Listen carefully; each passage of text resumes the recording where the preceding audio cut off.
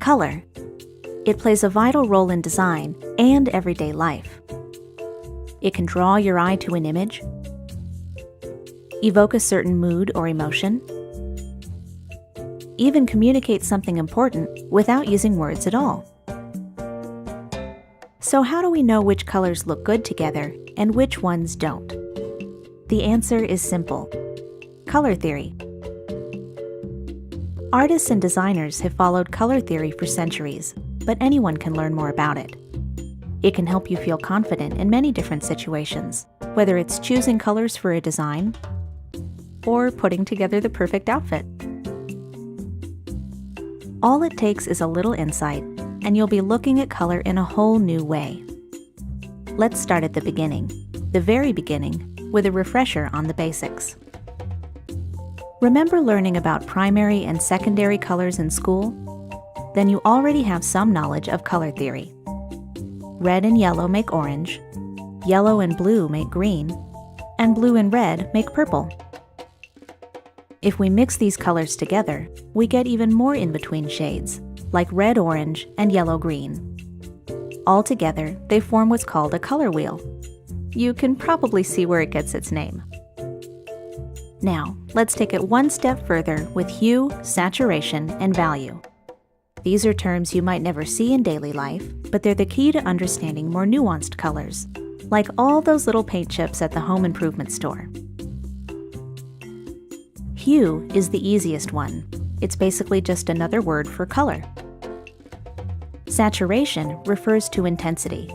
In other words, whether the color appears more subtle or more vibrant. Value has to do with how dark or light the color is, ranging from black to white. As you can see, this gives us many different shades, from a deep reddish brown to light pastel pink. So how do we put this all together to create professional-looking color schemes? There are actually tried and true formulas based on something called color harmony that can help. All you need is the color wheel. The easiest formula for harmony is monochromatic because it only uses one color or hue.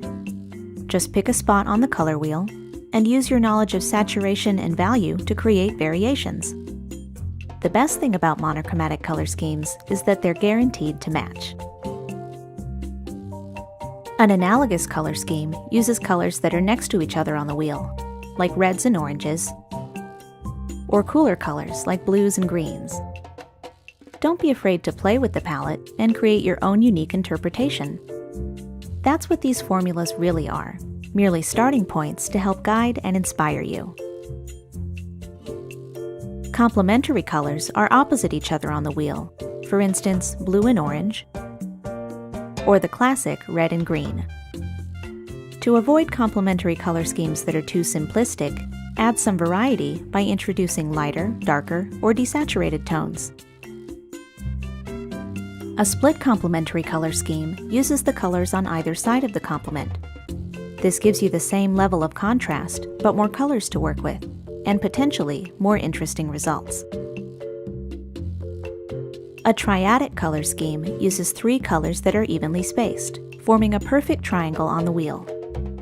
These combinations tend to be pretty striking, especially with primary or secondary colors, so be mindful when using them in your work. Tetradic color schemes form a rectangle on the wheel, using not 1 but 2 complementary color pairs.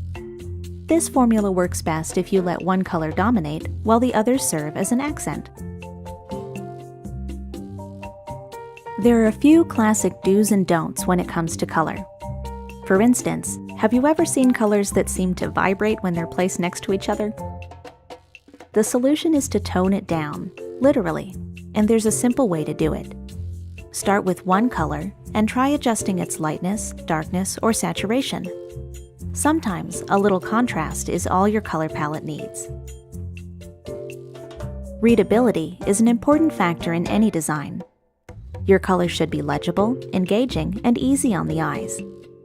Sometimes that means not using color, at least not in every little detail. Neutral colors like black, white, and gray can help you balance your design, so when you do use color, it really stands out. Every color sends a message. It's important to consider the tone of your project and choose a color palette that fits. For example, bright colors tend to have a fun or modern vibe. Desaturated colors often appear more businesslike. Sometimes it just depends on the context. You'd be surprised how flexible color can be. You can find ideas for color schemes in all kinds of interesting places, from advertising and branding to famous works of art. You can even use a web resource to browse color palettes or generate your own. Even experienced designers take inspiration from the world around them. There's nothing wrong with finding something you like and making it your own. Everywhere you look, there's color, color, and more color. It can be intimidating to use it in your work, but it doesn't have to be. Just keep experimenting and remember what you've learned about color theory. Soon, choosing great-looking colors will feel like second nature. We hope you enjoyed learning the basics of color. Check out the rest of our design topics, including typography, images, and composition.